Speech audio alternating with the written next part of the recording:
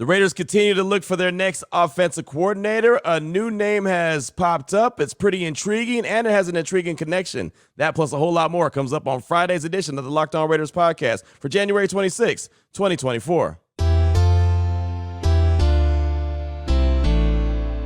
Just win. Just win. Just win. Just win. The autumn wind is a raider, pillaging just for fun. He'll knock you round and upside down and laugh when he's conquered and won. And won. And won. And won. And won. And welcome in, Raider Nation, to another edition of the Locked On Raiders podcast. Thank you so much for making the show your first listen of the day. Make sure you subscribe or follow for free on YouTube or wherever you get your podcasts to get the latest edition of the show as soon as it becomes available. As always, if you're checking us out on YouTube, thank you. We really do appreciate that, man. The show has grown in such a major way on YouTube, over 11,000 subscriptions, and that's awesome. So we definitely appreciate that. We do not take that for granted. Also appreciate my man Ari. Does a great job each and every day, making sure we're on YouTube, looking good and sounding good. I appreciate him as well. You can check him out on Twitter at Ari Produces. I'm on Twitter as well at your boy Q254. And we got the Locked On Raider podcast voicemail line at 707-654-4693. We've been getting a lot of feedback throughout the course of the week, so we'll try to get as much in as possible coming up in segment number 3 of today's show as we head into the weekend, championship weekend, finding out who's going to be playing in the Super Bowl here in Vegas on February 11th. I'm excited about that. But again, getting back to the feedback in segment number 3, try to get as much in as possible as we close out the week really strong. In segment number 2 on Thursday,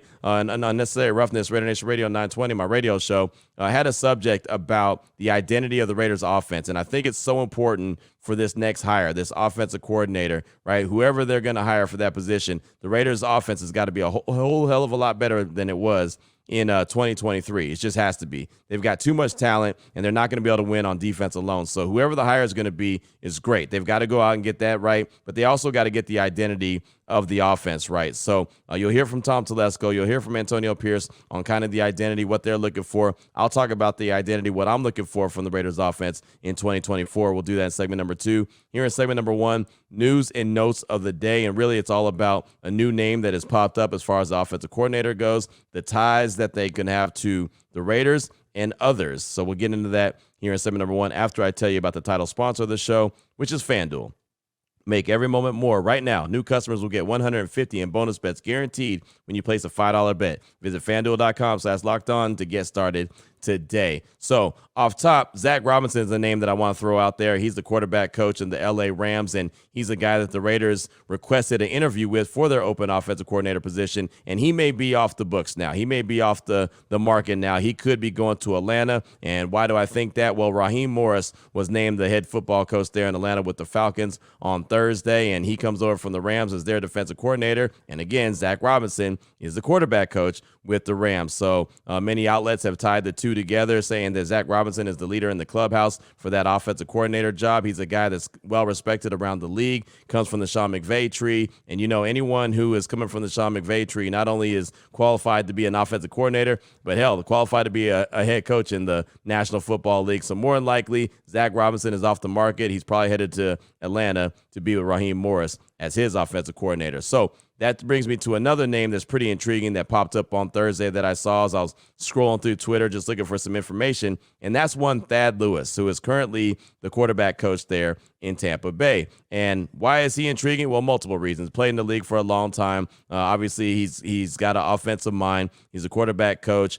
He's done some really good things. He's actually getting credit for a lot of what Baker Mayfield did in Tampa Bay this past year. The only problem is, as the Raiders have asked permission to interview him, their current offensive coordinator, Dave Canales, is on his way to Carolina to be the Panthers head football coach. So that's not good, right? Because now who's going to be the offensive coordinator in Tampa Bay? Good chances that the Buccaneers try to hold on to Thad Lewis. But I hope that the Raiders are able to interview this guy. I do believe that he's a guy that could bring a creative mind to the Raiders, but the one thing about it is he's never called plays in the league, but he is a quarterback coach. He was a former quarterback, right? So he's got some skin in the game. He knows what he's talking about, and again, has helped develop guys like even Baker Mayfield this last year in Tampa Bay. So I saw this piece of news as I was, like I said, strolling through Twitter. My guy, Rick Stroud, who actually works for the Tampa Bay Times and Sports Day Tampa Bay, he put out this article, and I was reading it. So I said, hey, I know Rick. Let me go ahead and reach out to him, see if I can get him as a guest on my radio show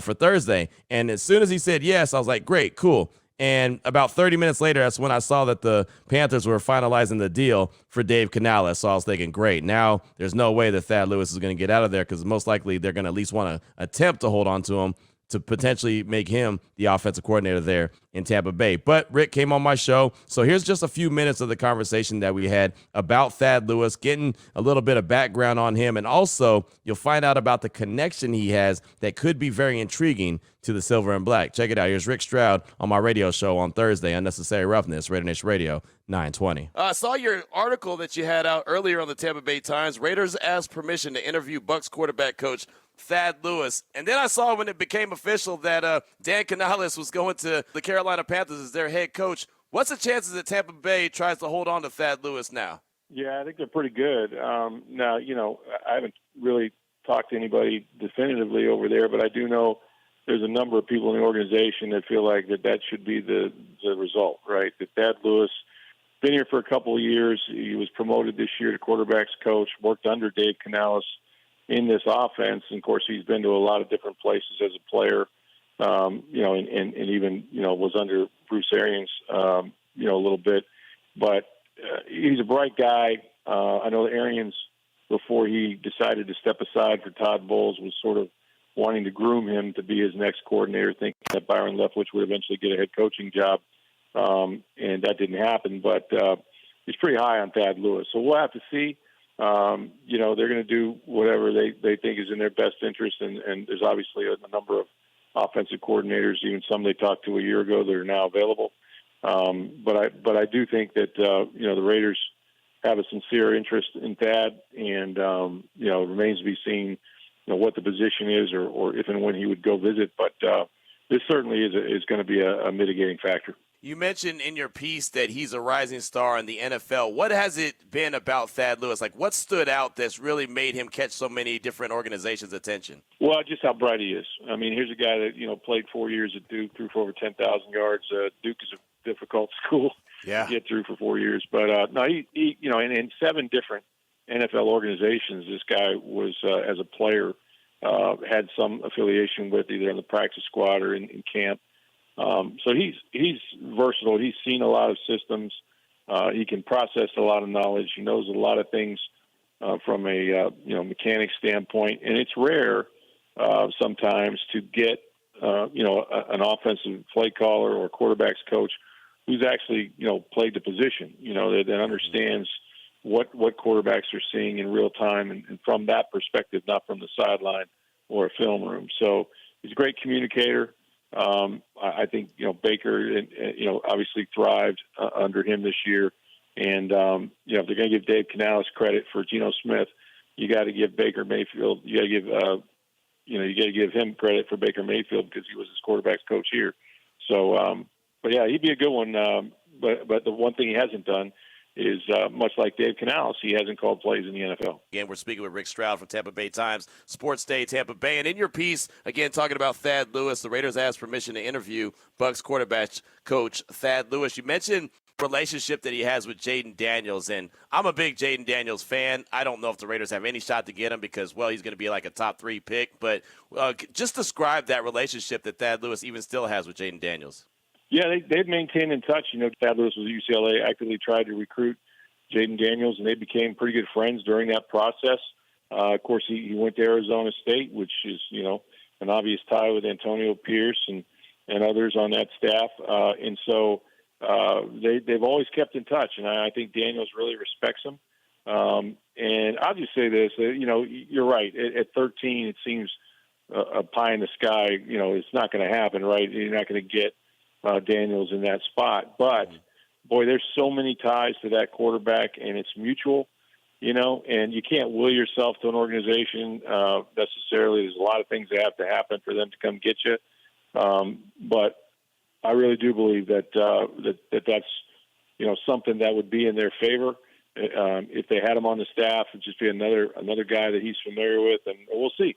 And there's a lot of ways to to manipulate the draft, and you have to give up the king's ransom to move that far. But nothing's impossible. But there's definite connection between him and Jaden.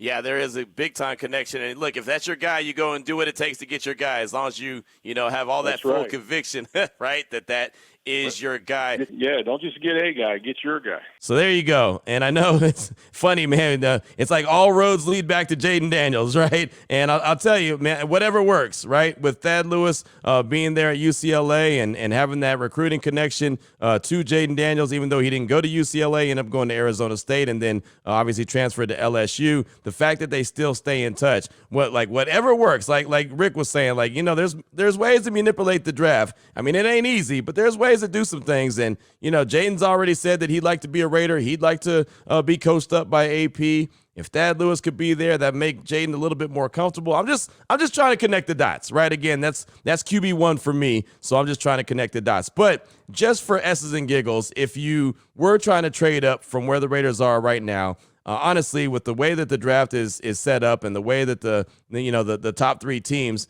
actually there's like 4 or 5 teams that I look at that probably need quarterbacks, but just looking at the top 3, I mean, you got Chicago sitting there at number 1. They could easily take Caleb Williams. You got Washington there, number 2. They could take Drake May or Jaden Daniels. And then you see the Patriots, at number 3. They could take Jaden Daniels or Drake May. So that could be 3 quarterbacks right there. Boom, boom, boom, 1, 2, 3. That's how most mock drafts have it as of right now. So just think about this. And I forgot to answer this question on Thursday's show. We had a caller that asked me about trading up. Think about this.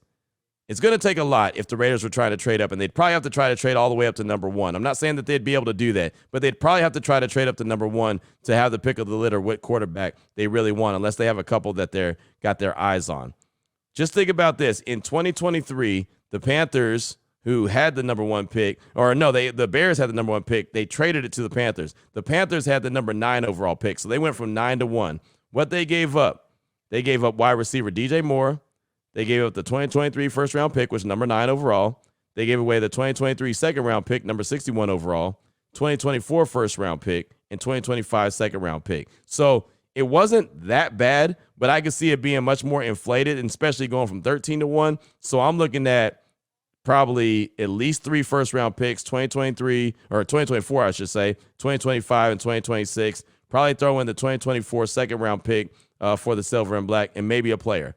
Maybe you throw in Hunter Renfrow as well. I mean, I don't know. Whoever they find expendable, if they find someone on their roster expendable that the Bears would want. It probably would take at least that to move up to number 1 and then be able to control the draft. So just for anyone that was just wondering about that, like what it would take, I'm thinking at least 3 first-round picks, this year's second-round pick, and at least another second-round pick plus a player. It's a big, massive haul, but if you get your quarterback for 10 years, that's your guy, whether that's Caleb Williams, Drake May, Jaden Daniels, whoever that is, then it's well worth it. But that's just that. And the final little nugget I have, and I saw this floating around Twitter, and I had to go back because it just kind of blew my mind. I didn't realize it, even though I've been a lifelong Raider fan. It just never really blew, really, I don't know. I guess just I never thought about it. The Raiders have only drafted 4 quarterbacks in the first round in team history. Like, think about that.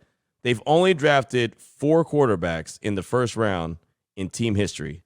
The last one was Jamarcus Russell in 2007. Before that, Todd Marinovich, 91. Before that, Mark Wilson, 1980. And before that, Roman Gabriel in 1962. And that's it. In the history of the Silver and Black, they've drafted a quarterback in the first round only 4 times. Maybe it's just me, but that just kind of blew my mind. And it to me, I was like, oh, that's impossible. And now I realized, I was like, wait, hold on. That's not impossible. That's actually facts. So there you go. Hopefully you found that as interesting as I did. If not, well, then it's, worthless trivia that you could say at the bar one day when you're hanging out having a couple cold ones. That's it. That's my gift for you heading into the weekend, championship weekend. But that's all I got for you for segment number 1 of today's Locked On Raiders podcast. Coming up in segment number 2, what is the identity of the Raiders offense? What should it be in 2024? We'll hear from GM Tom Telesco. We'll hear from Antonio Pierce, and then I'll break it down and talk about what I think the Raiders should be trying to do offensively in 2024. We'll do that next here on the Locked On Raiders podcast. Before we get to that, though, I do want to let you know that one of the great sponsors here on the Locked On Raiders podcast today is BetterHelp, and I want to take a minute to talk about them because sometimes we all need the opportunity to get something off our chest. Big or small, certain things can really start to get to you. And believe me, there's a lot of things that get to me at times, get me wound up, got to make me, just kind of sound off. And, or if I don't sound off, if I don't, kind of let it out or speak to someone about it, sometimes it can fester and really, kind of bog you down. It makes you tired. It just bothers you. You lose sleep. Like there's things that just stick with us. Again, sometimes it's not even a problem. Sometimes it's a decision. Sometimes it's just something that you're trying to come up with that's going to better you, but you're having problems doing it, right? There's so many different scenarios that could play in your mind that could really, just kind of bog you down as a person. And you just need to, like I said, just let it out, get it off your chest, speak to someone, and more importantly, speak to someone without an agenda. That's where therapy comes in. Therapy could be different for everyone. Most of us have, way bigger problems than favorite sports teams and what they're doing, or, something minor that may be going on, down at the gym or whatever like that. Therapy could be for anything large or small. So if you ever thought about starting therapy, you should give BetterHelp a try. It's entirely online. It's designed to be flexible and suited to your schedule. All you got to do is visit BetterHelp.com/lockedon to get 10% off your first month. That's BetterHelp, HELP.com/locked on. I also want to tell you about the title sponsor of the show, which is FanDuel. The NFL regular season, that's in the books. Super Wildcard Weekend, divisional round, yep, they're in the books as well. It is on to the championship weekend coming up this week, NFC, AFC. Who's going to be here in Vegas for Super Bowl 58? Right now, it's the best time to get in on the action with FanDuel. It's America's #1 sports book. All new customers get $150 in bonus bets guaranteed when you place a $5 bet. That's $150 in bonus bets, win or lose. The app, super easy to use. There's so many different ways to bet, like same-game parlays, bets in the new Explore tab. You can find them there, or you can check out the Parlay Hub where you can find your most popular parlays. There's a whole lot of different action you can get in on. You just got to visit FanDuel.com/lockedon and make your first bet a layup. FanDuel, the official partner of the NFL. Here we go, Raider Nation. Segment number 2 of today's Locked On Raiders podcast. Want to get into a conversation that I had on Thursday on my radio show, Unnecessary Roughness, Raider Nation Radio 920. If you want to check it out, it's from 2 to 5 p.m. Pacific time. You could always log on to the Raiders app, click radio, or lvsportsnetwork.com. Listen live. Definitely would appreciate that. Always have a lot of fun on the show. But I was talking about the identity of the offense. Again, I think this is the most important decision that Antonio Pierce and Tom Telesco have to make. Who's going to be the offensive coordinator? And what is going to be the offensive identity? What are they going to bring to the table? How are they going to get things cooking? Because the Raiders offense in 2023 was not cooking. Not cooking with grease, like I like to say, right? They've got to get back to being able to be a high-octane offense, at least a really good offense, like Antonio Pierce said in his press conference on Wednesday, one that's scoring 24 points a game, and that's still not even a whole lot, right? They really need to be pushing around 28, especially with the defense the Raiders have. Man, look out. They have that kind of defense, and they're scoring close to 28 points a game. They're winning a ton of games. I don't care who you're playing. I don't care who the coach is. You're going to win a lot. But here's Antonio Pierce and Tom Telesco from that press conference on Wednesday, kind of talking about the identity, what the potential identity of the Raiders is. And Tom Telesco, the new GM of the Raiders, even said the Raiders have an identity. Here it is. Check it out. You got to be able to run a football, play action pass, and what are the Raiders known for? The vertical passing game, right? So we want to see the shots down the field. We want the explosive plays. So that has to be a part of the creativity. You look at the shifts, the motions, all that stuff goes into it. I'm not going to give my whole hat away and tip, but just think of when Raiders were playing really good football, and that's going to be your offensive coordinator, hopefully, as we go forward. You want to have an identity? The Raiders have an identity on offense. It's speed and get the ball downfield. So I think that's going to definitely want to be at least part of that. But there's more that goes along with that, as far as being able to run the ball when you have to run it and play action pass. But we'll find the right offensive coordinator that's going to fit this team at this time. So there was AP and Tom Telesco talking about the identity. And so it really got me thinking, again, on my radio show on Thursday, about what I'd like to see the Raiders offense look like. And first, up front, I'd like that offensive line to really be big bullies. I do believe that the run game is so important for the success of the Raiders, and really being able to run between the tackles effectively and be able to run when everyone in the stadium knows that you're going to run. Right? Everyone knows, just like how the Philadelphia Eagles do the whole brotherly shove. They get in that formation and everyone knows what's coming and they can't stop it more times than not. I don't want to talk about doing something gimmicky.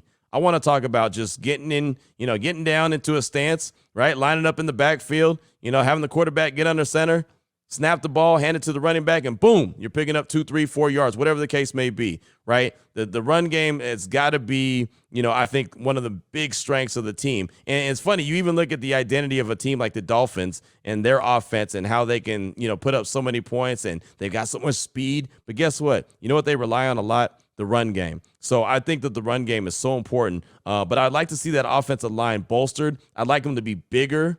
I like them to be stronger. Of course, you'd like them to be faster as well, but just kind of want to get back to that big bully style offensive line. I always preferred the power blocking scheme, but I know that there's more zone blocking schemes going on nowadays than power blocking schemes. And of course, the Raiders will do, a variety of both, but I always preferred, again, that was just my preference. And I know, talking to Lincoln Kennedy, that was always his preference as well, right? He always wanted to be that big, strong bully. So that's what I'd like. But again, I know there's going to be a blend of the two. Again, the run game, run strong between the tackles, but use the outsides as well. And you don't necessarily have to use the outsides with just a running back, right? You can get the jet sweeps going. You can get the wide receiver screens. Those are just similar as extended run plays, right? You got to be able to stretch out a defense, right? Sideline to sideline, right? Use all the grass, but it's got to be creative where you're blocking these plays where they're effective, right? I mean, the Jets, how many times did we see the jet sweep go to Trey Tucker, Jacoby Myers, right? Devontae Adams. I mean, there's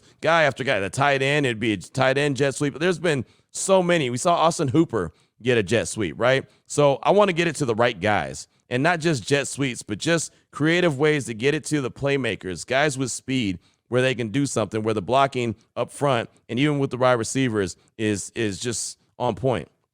You look at the 49ers offense, and they got so many different playmakers, and some of their plays aren't but, 2-3 yards, from the line of scrimmage, and all of a sudden it turns into a 25-yard play. Like, I want some elements of that in it, but I don't want it to be all that. Right. And it felt like with Jimmy G at the quarterback position, every passing play was a short passing play, right? Something real minimal, and then hoping that the wide receiver was going to make a big play, right? A bunch of slants, a bunch of, little short crossing patterns. And, more times than not, Jimmy would throw Devontae Adams like a medicine ball, where it looked like he was getting lit up and all of a sudden he's going to the sideline in pain. That went back to training camp, right? That can't keep happening, right? You got to be able to put these players in better position. But, you got to have one thing that I think that whoever the offensive coordinator is needs to have the ability to have formations that look so similar, right? So you're running a play in the first quarter and the formation is one way and it looks a certain way, but that same look, you can do 4, 5, 6 different plays out of that formation. So defenses can't say, oh, we know what's coming. Oh, we're about to jump this route. Similar to what Jack Jones and Nate Hobbs said against the Chargers when they saw the way that the Chargers were lined up, and Jack Jones said, oh, I know exactly what's coming. And he took off on the ball and almost overran it because he knew exactly where it was going to be. It was going to be that wide receiver screen. But you've got to have similar formations so you can do multiple different things. And that's what a really creative offensive play caller can do. The really good ones these days are the ones that have so many formations that look so similar, but they have different branches, right? It's like a tree, and it's like we do that in the radio all the time. We have one subject, but how many different branches can we get off that one subject? Well, with these formations, I want to see the one big tree, but I want to see the different branches off that one tree. So it keeps defensives guessing. You got to add more speed. I love the speed of Trey Tucker. I love that. But you got to get a guy that's bigger, that has that big play ability, that can get down the field as well with that speed. Right? Trey Tucker's great, and you could use him in so many different ways, right? You can hand the ball off to him. You can get him on a quick wide receiver screen. You can hit him with a deep shot, right? But you also need to have a guy that can go up and go get that ball, right? Go moss somebody, right? And remember when, like Bill Musgrave had the Raiders offense clicking, and it was Michael Crabtree and Amari Cooper, and they were a really good, 1-2 punch. Amari was kind of the big play guy, and Carr would throw the ball up there and give Cooper an opportunity. He'd go get it. And then Crabtree was like, he was their guy that you knew, reliable, right? You needed a first down. It was going to Crabtree. It wasn't going to Coop. It was going to Michael Crabtree is what we called him at that time, right? That could be your Devontae Adams, only better. A much better. Devontae Adams could be only much better than Michael Crabtree. And Crabtree was great. But you know how great Devontae is. He could be that guy. The Raiders need a bigger wide receiver with speed, with real deal, game-changing speed. They've got to find a way to get that guy that can go up, climb the ladder, and go get the ball. Trey Tucker, I do think, is a nice weapon, a nice element, but I feel like the Raiders just need more. And if he can end up just being, not a gadget guy, but just use that speed to his fullest, and they get a bigger wide receiver with some speed as well, then all of a sudden you can't really double too many guys. You can't really shade one way, because if you do, you're gonna get burned. So the Raiders need to definitely add some extra speed. As some Tom Telesco said, right? Speed, stretch the field, right? You got to be able to run the rock, but that's also what they're talking about. And again, I want to see the Raiders start to get away from as many dump offs and really get aggressive in the intermediate range, right? The 10 to 15 yard range. You saw the Lions do a lot of that, over the weekend, over the last weekend, divisional round weekend, where it looked like the middle of the field was wide open. And it happens to the Raiders all the time. How many times do you see, or you at least did, last year it didn't happen as much, but you would see the middle of the field wide open and quarterbacks would, boom, 15, 16, 17 yards, just pass plays. The Raiders don't push it in the intermediate range. It's like they either do something really short and hope the wide receiver is able to get the ball and make a bunch of plays, or they'll take a shot and hope that the wide receiver comes up with it or they get a PI. I'd like to see that middle of the field and that middle range, attacked as well. So it's just aggressiveness. More speed need to be added to the team offensively. The offensive line needs to become a little bit bigger and stronger. A bully, able to really dominate that defensive line, whoever it is. I just think all that needs to be added to it. So it's very similar to, I feel like a few different offenses you've seen, kind of a blend of what you saw when Hugh Jackson was the offensive coordinator, a little bit of what you saw when Musgrave was the offensive coordinator, right? And there was some good elements even of what McDaniel's offense was, but we just never saw it consistently. So just go ahead and throw that out the book. That's fine. I'm good with that. But really, just kind of like a Hugh Jackson blend with the Bill Musgrave blend, and just be aggressive, strong, run downhill. Got to have that running game there. You got to be able to have that. And I think most importantly, though, be able to run the ball when everyone in the stadium knows, oh, this is a run right here. Here comes, there's no doubt that there's going to be a run, and be able to execute it anyway. I don't remember what year it was. I want to say it was the year. Maybe it was 2014. It was Derek Carr's rookie year when they got that victory over the Chiefs. What was it, week 10? That was their first victory of the season. And that was under Jack Del Rio, right? Yeah. And no, it wasn't under Jack Del Rio. That wasn't his rookie year. I'm tripping. That was Dennis Allen, right? Yeah, Dennis Allen, his rookie year. So I don't even remember who the offensive coordinator was that year. But remember when they just ran the ball and ran the ball and ran the ball and ran the ball on that one drive? It was like a super long drive, and there was no stopping. I want to say that was that Chiefs game. Maybe that was the Broncos game. I'm getting my games confused. I think that was the Broncos game, and I do think it was under Jack Del Rio, and Bill Musgrave was the offensive coordinator. I think I'm right now. Yeah, I got all these games confused. But yeah, it was a game when I remember Donald Penn talked about it afterwards, and they said we ran the same play over and over and over and over, and Denver could not stop it. Yeah, that's what it was. It was under Del Rio.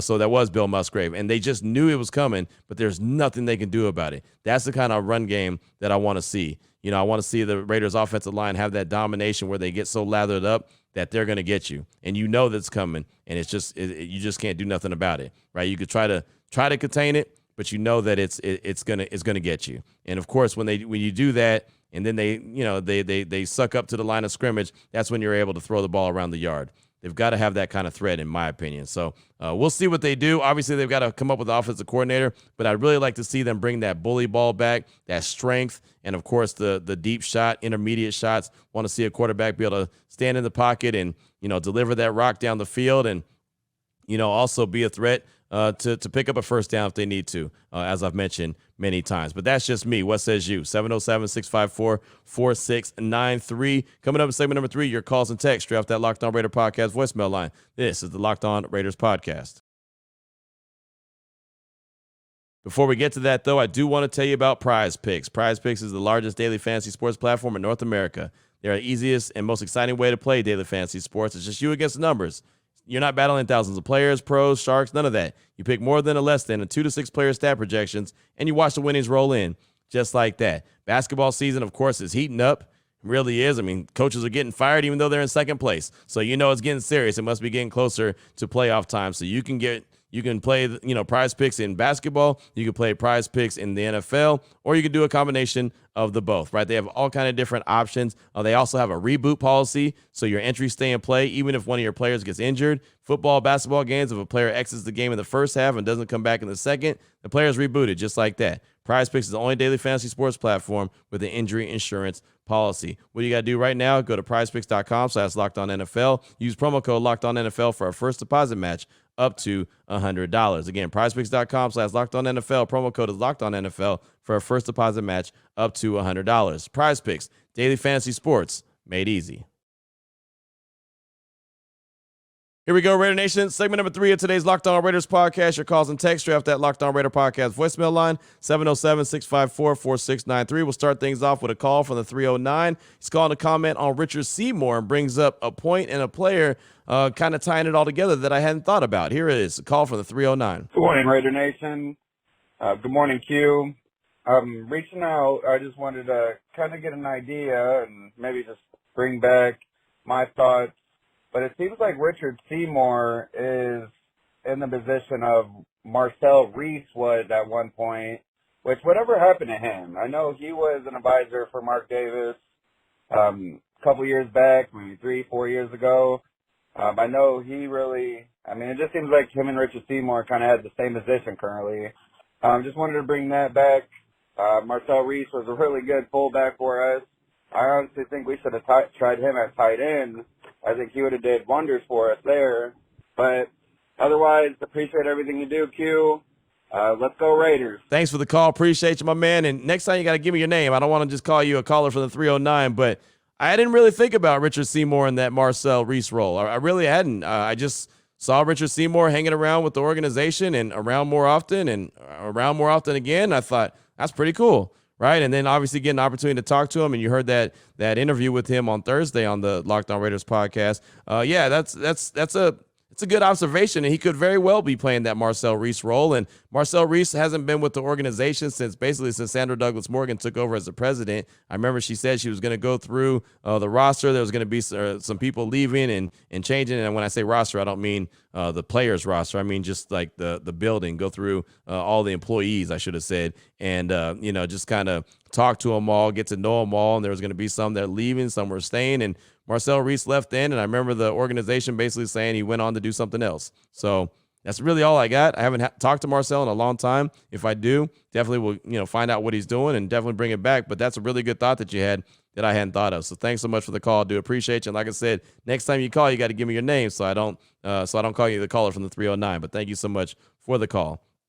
Up next, got a text from Tim in Southern Oregon. It says, "Hey Q, it's Tim from Southern Oregon. AP hired Tom Telesco. Hired, can't beat him, join him, LOL. Awesome. My worry now is twofold. One, hiring an OC. Pittsburgh's quarterback coach, the coach of Kenny Pickett, Mitch Trubisky, and Mason Rudolph. That's a hard pass, pun intended. I don't get that choice to interview. That guy. There's got to be a better talent than that, right? Two, quarterback. Unless Tommy T and AP pull a rabbit out of their hat with a surprise trade that's not Justin Fields, I don't see a good free agent option for a franchise quarterback. So the new OC, in my opinion, may have to construct an offense that's built around Aiden O'Connell's strengths. Draft Bo Nix, which I've watched play over the last 2 seasons. Go Ducks. Bo Nix is 26, married, mature, high football IQ, academic All-American, great passing efficiency, tough and a leader. Marinate Bo for a couple of seasons and give him a chance. Anyway, as my concerns going forward, offensive coordinator and the lack of options for quarterback. If we roll with Aiden, cool. Just give him the tools to succeed. Thanks for the show, Q. Pride, poise, and passion. That's from Tim in Southern Oregon. And yeah, I mean, that's why I rolled out what it would kind of take to go move up in the draft to go get somebody, and it would take a whole lot. The Raiders could stay there at 13 or move up to like the 8 or 9 range, and, they'd be in a range of a Bo Nix or maybe even a Michael Penix. And so I think that those guys are definitely on the board and on the table. They'll be at the Senior Bowl, both of those guys, so that'll be something that the Raiders coaching staff, Robert Leonard, who will be one of the coaches there, will be able to, kind of get to know those guys a little bit more personal. So maybe they do dip into that world. And Bo Nix has improved a lot, as you know, the last 2 seasons in Oregon. He's done a really good thing and really good job there. So he could be a guy that they're looking at, and he does have mobility, right? I'm not asking for an Olympic sprinter, but he does have mobility to keep some plays alive. He is smart, and he can make the throws. So there's that. I like not Bo Nix. I like Michael Penix a lot as well. But, of course, my QB1 is Jaden Daniels. And I think that the Raiders probably are still paying attention to Justin Fields just in case, right? I don't think that that's option number one for them, but I mean, he could be a guy that they try to go get, or probably multiple teams will try to go get him if they can't move up in the draft and go get the guy that they're really looking for. But thank you so much for that text. I do appreciate you. Up next, got a call from Vader Raider in the 303. He's calling to respond to Raider Drew in Sacktown about his thoughts on DC returning as the quarterback of the Raiders. And as my guy Raider Drew in Sacktown knew, someone was going to be fired up. Vader Raider is fired up. Here he is. You Raider Nation, Drew from Sacktown. Whoa, whoa, whoa, whoa. Pump the brakes. I'm not doing it. I'm telling you right now, Raider Nation, he does not exemplify what it means to be a Raider. I do not care what you guys think of him. I don't care what anybody thinks of him. He does not exemplify what it means to be a Raider. Let me ask you something, Drew, and I want to ask this question honestly, okay? And I'm not trying to diss on you, okay? Please understand that. I'm trying to be as honest as I can be, Drew. In 9 years, he gave you one season. The rest of the time, he gave you mediocrity. He didn't give you championship play. He didn't give you none of that. He gave you 9 years of mediocrity besides one where he played at an MVP level. I'm going to tell you right now, Drew, and anyone in Raider Nation, even you, Q, anybody tries to bring that guy back, I don't know what I could do at that point. That might cause me to just, it's a no on Derek Carr. He's gone. He's a Saint. Raider, out. Thanks for the call, my man. I appreciate you. And yeah, I really don't have anything to add to it. Nothing against DC, but like I said, that ship has sailed. One day he'll come back and he'll retire as a Raider, and that's cool. But the Raiders are onward. They're looking forward. They're not looking back. Like I said, man, you want to look for your next. You don't want to look at your ex. But that's me. So Vader Raider, thanks for the call. And yeah, like I said, Raider Drew in Sacktown knew somebody was going to be fired up. My man Vader Raider is definitely that guy. Just got time for a couple more texts from Dollar Bill Raider. Say, you know what veteran that the Raiders can sign for cheap and won't be a threat to Aiden or the rookies we draft and be an old school Raider move? Is Jameis Winston. Nobody will sign him, so we'll get him for a vet minimum, and he'll respect Antonio Pierce. That's from Dollar Bill Raider. He's interesting. There's no doubt about it. He's got a strong arm. There's no doubt about it. He can make all the throws. There's no doubt about it that he's got leadership qualities. It's always bothered me that he's just still sitting there in New Orleans as the backup, right? I mean, even when Derek Carr got to New Orleans, it's like, well, why is Jameis still there? And the fact that nobody's going to get him, and maybe he is a guy that, that the Raiders look at and say, yeah, bring him in as a veteran and he could be a backup. I don't know. It's weird with him, right? I don't quite get it, but you're right. I think he would definitely, respect Antonio Pierce. He'd probably come into camp with a chip on his shoulder and do everything he can to try to win the job. I never had a problem with Jameis. The only thing that happened to him that ran him out of Tampa Bay was he threw too many interceptions. And that was really it. So I guess if he, goes out there and he's a lot more disciplined, he wouldn't do that. But then again, he could just very easily be a backup, like you mentioned. But just to try to, reshape that quarterback room, it's something to pay attention to and maybe talk about. So thanks so much for the text. I appreciate you. How about a call from Raider Adams? He's calling to talk about what he thinks the Raiders should do in order to get in position to get a big-time quarterback. Basically, get into the top 3 of the NFL draft. Here's Raiders Adams. Hey, Q. This is Raider Adam. Going to try to make one last call before the offseason gets going, before I get busy with my doctoral work with OT school. But anyways, just want to chime in on the hires here. Obviously, love the AP hire. Glad we brought him back.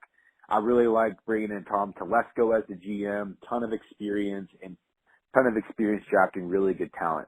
I really want to talk about the quarterback situation, and I'm with you, brother. I really want Jaden Daniels. And honestly, at first, I thought we would try to get up into the top 4, make a trade with Arizona, but I think it's going to take the top 3. And if I'm the Raiders, this is what I would do. Now, I hope the Bears keep Justin Fields, and here's the reason why, and here's my explanation. If I'm the Raiders, we need to trade up in the top 3. Washington and New England are probably not going to trade their spots because they're going to be looking at quarterbacks. You're going to have to get up to number 1. So if I'm the Raiders, I'm looking at trading Jacoby Myers, Hunter Renfrow, 2025 first-round pick, obviously the 2024 first-round pick, they would swap. A 2024 second-round pick, along with the 2025 first-round pick, a 2025 second-round pick. And that's the most I'm giving up. If Chicago decides to keep Justin Fields, they're going to need some reinforcements with offensive weapons with Jacoby Myers and Hunter Renfrow. Jacoby Myers and Hunter Renfrow are in their opt-out year on their contracts, meaning that there's going to be more money in the cap hit over the dead cap. So if we were supposed to release them by June 1st, we would actually be saving some money in the cap by releasing or trading away those guys. So we would save some money in the cap if we want to make some free agent moves. I just love Jaden Daniels. I think with his speed, his versatility, I say we re-sign Jacobs back on a friendly 2-year deal. The running game with him and Zeus will be big, and plus he'll be throwing the ball to Davante freaking Adams. He's one of the best wide receivers in our generation. And to chime in on this, let's bring back strip sack Khalil Mack back to the Raiders. That would be awesome. I say strip sack Khalil Mack because he would always get those strip sacks for us when he was a Raider. I miss that. So anyways, Q, I'd love to hear your thoughts. Keep on doing a great job and keep us updated with Raider Nation. You're doing a terrific job, man. And go Raiders. Thanks for the call, my man. I appreciate you. And yeah, it would take a lot. I referenced it in segment number 1 of the show. But basically what the Bears got to get a number to go up to number 1, what the Bears gave the Panthers to go all the way up to number 1 to get Bryce Young was this. The Bears received wide receiver DJ Moore, a 2023 first-round pick, which is number 9 overall, 2023 second-round pick, number 61 overall, 2024 first-round pick, 2025 second-round pick, which you look at it now, it really is not too bad at all, right? And then, of course, the Panthers received the number 1 overall pick. They turned into Bryce Young. This year, with all the quarterbacks up there, I'm sure the price is going to be a lot more. I'm looking at 3 first-round picks, especially for the Raiders, coming up from number 13 as opposed to number 9.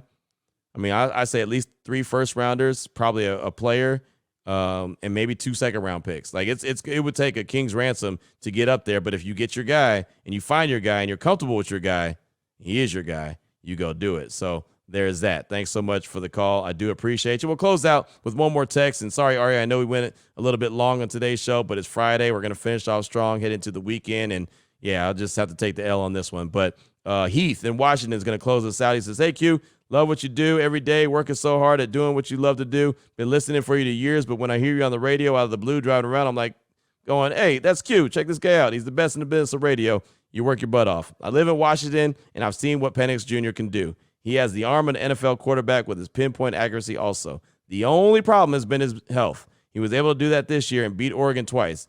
UW was an underdog in so many games this year, and he found a way to win. I think it was because he played in so many close games. He did not play good at all in the national championship game, but if you want a quarterback that can open up the air raid offense, this is the guy that can follow us at number 13. Just want to know your thoughts. Thanks. That's Heath in Washington. And Heath, thanks for the text. And, yeah, I've been really paying attention to Michael Penix a lot. Big fan of what he's able to do. Love his arm strength and his accuracy, like you mentioned, and he has wiggle.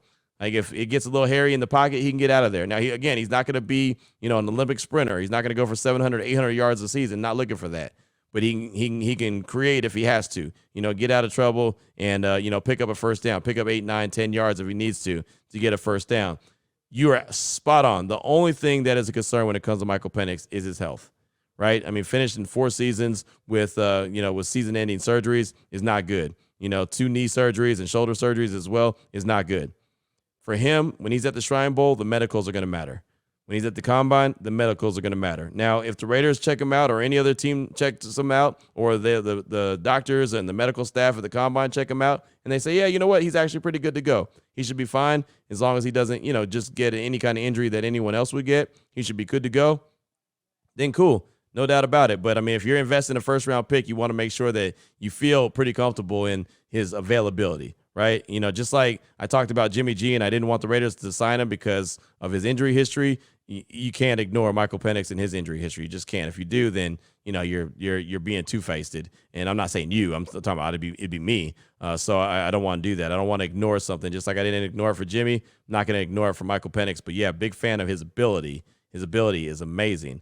Does he have the availability in the NFL will be the question. But thanks so much for that. I do appreciate you. And that's all I got time for on today's show. And hopefully you enjoy the weekend. right? Of course, championship weekend, AFC, NFC, who's going to be playing in Allegiant Stadium on February 11th for the Super Bowl? Well, we'll find out. And when we're back on Monday, we'll be talking about it. So, Raider Nation, take care of yourself, take care of your family, love on your family. And I mean love on your family. When they leave the house, they may not come back. Make sure that they do. And make sure that you hug on them and love on them while they're around you, because you just never really know. But have a fantastic weekend. Enjoy yourself. We'll be back on Monday here on the Locked On Raiders podcast.